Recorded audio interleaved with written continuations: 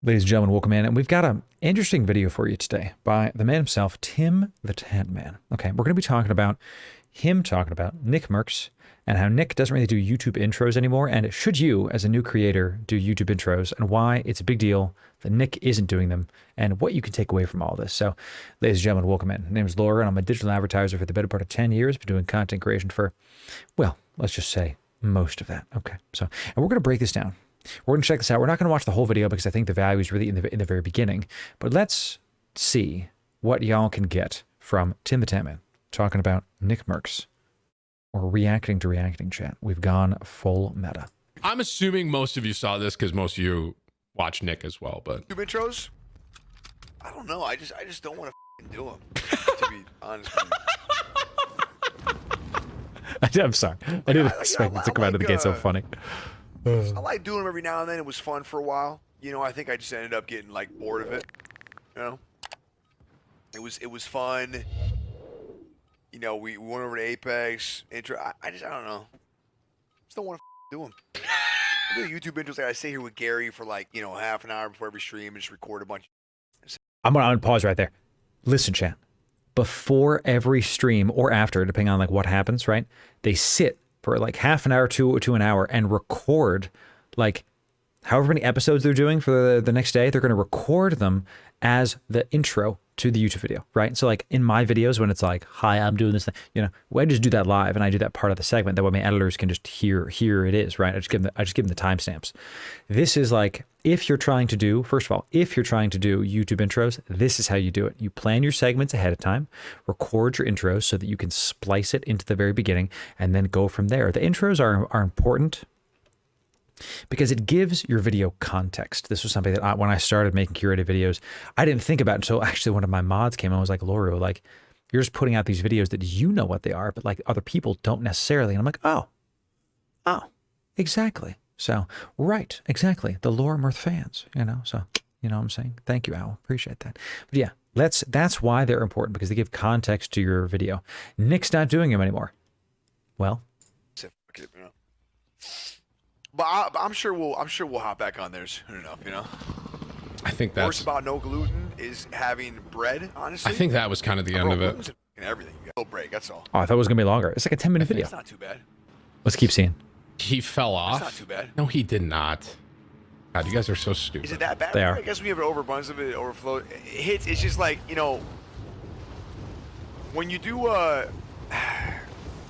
when you're doing like 8 hours on a stream a day, you're doing like 160 hours a week, and then after the stream, you usually have a phone call with your agent, manager, wherever it might be. Kind of like going over shit, and you got stuff on the weekend. Let's not just pass that, chat. So many people are pressing live and just playing a game, and that's it. And they're like, why can't I grow on Twitch? Streaming 8 hours a day, every day, 7 days a week, 6 to 7 days a week, right? He's got a wife. They hang out after. Right after the stream, though, he says he calls his manager, his editors, and they're having back and forth probably for like an hour or two, just, making sure that everything's Gucci, right? This is not something that, oh yeah, I'm going to haphazardly just play World of Warcraft today. This is a plan. This is segmented episodes. It's like he watched my TimTheTatman YouTube strategy video. Really it's all the top YouTubers right now. But as a small creator, y'all should be doing something similar. Plan your content. So he's back doing them now. Well, good. We're going to talk about that. Good. Excellent. And weekdays. Going over stuff with the boys. It's just, bro, the work starts turning into like, it's all you're fucking doing, man. You know what I mean? And believe me, I don't really mind grinding. I'm all about the grind, bro. Just to a certain extent, though, And when we're doing the YouTube intros, dude, I can't play like this. I think he had one more point on it, and I think. See what happens after he dies if he talks about it again. That guy's got to be cheating, right? Whoa. No way, dude. That snap? That was sus.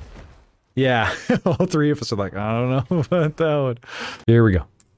Like when you package everything together, I'm just sitting here for too long. Like I'm on the phone, I'm doing this shit, and it's just too many fucking hours. I don't want to do it that many hours. I just don't.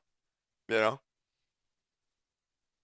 And I, breaks are good for everything. Like when we take a week off on the stream, do I ever do that? Nah, but every couple years or a year, yeah. And it's great. You come back feeling all good. So I might come back to the YouTube intro thing feeling great and feeling like hyped up to do them and mad energetic, and it's not like forced and stuff. You know what I mean? Yeah. But the reality is, man, that when I got back home from barbecue Vegas and whatever the else, bro, I lost like 12 pounds. I was Here, let me just focus on this super quick, chat. Okay, first of all, even the top creators at the peak of things don't do everything all the time. They're people just like you. So allow yourself to have a break sometimes. We have this weird like grind culture, and I have 4 jobs, chat. Unironically, I have 4 jobs. And even I will go, you know what? I got to take a step back sometimes. My wife helps me understand when that is, but for God's sake, we can't do it all the time. You have to have rest. The reason why I have 4 jobs and I'm able to keep up with this is because I give myself proper rest. It's why in a couple minutes we're going to go to bed. We're going to stop stream. The point is that even though people at the top are giving themselves a break and having a rest, the second thing is it's a mental health thing too, right? You're sitting, I do my day job at this desk, right? And then I turn on a couple switches and I turn on these lights and then I do my stream. I feel that sometimes where I'm just like, ugh, like walking up the steps to my office. Sometimes it was like, oh, this again. I go for walks with my wife. I get out of the house. Sometimes you just have to take a break from things, upkeep your system, right? Don't pause everything completely necessarily. Even when Tim goes on a vacation, he still makes sure his YouTube videos are scheduled for every day. That way he's, continuing to be top of mind even while he's on vacation. But leads me into, can't really do that on Twitch. This was all from, he's not doing his intros anymore. It sounds like he's doing them again. Fine, sure. I wanted to end this with a couple points because I think that's all we have to watch for this. Chat, if you're a small creator and you're thinking about doing like all these different systems, you don't need to do that. Just all you have to do really is take your Twitch stream and make segmented episodes out of it. Do you need to do YouTube intros? If you have the time. Here's when you don't do them. Are you able to do 3 YouTube videos a week, which is seen to be the industry average for like you actually are growing. You have your skills, you can edit them, you can make the thumbnails, you can make the description right, and you can make 3 videos a week without killing yourself, without seriously like absolutely going crazy, right? If you can do that at scale, make 3 videos a week for a year, go do that. But if you're trying to make an intros and you're only at like 1 video a week, then stop making the intros, right? Because this is a balance between quality and quantity, So I wanted to call out this completely because you see a lot of these people going, well, a lot of these like Twitch affiliates that are like, it's like, as Devin Nash says, the Twitch affiliate syndrome, right? And they're like, Nickmercs doesn't do a YouTube intro. I'm not going to do a YouTube intro. But like, his situation ain't yours. The man can afford, in every sense of the word, to take a break from things. If you're on the up and up, you really can't. If that's your situation, make sure you're putting out more content so that you practice at scale, so you have presence in your community. And if you're like being a perfectionist, then every video must be just so, and then you put it out, but it's like 1 video a month, you're not going to make it unless you put out like incredible engineering videos like that guy that did the glitter bomb. You all saw this video. And he puts out like 1 video every 3 or 4 months because they're highly edited, highly planned, and they're incredible, But unless your videos are that, if it's just, I'm grinding Valorant, maybe edit less and just put out more videos, So I wanted to call this out because people take strategies from people at the top and apply it to them. Sure, maybe.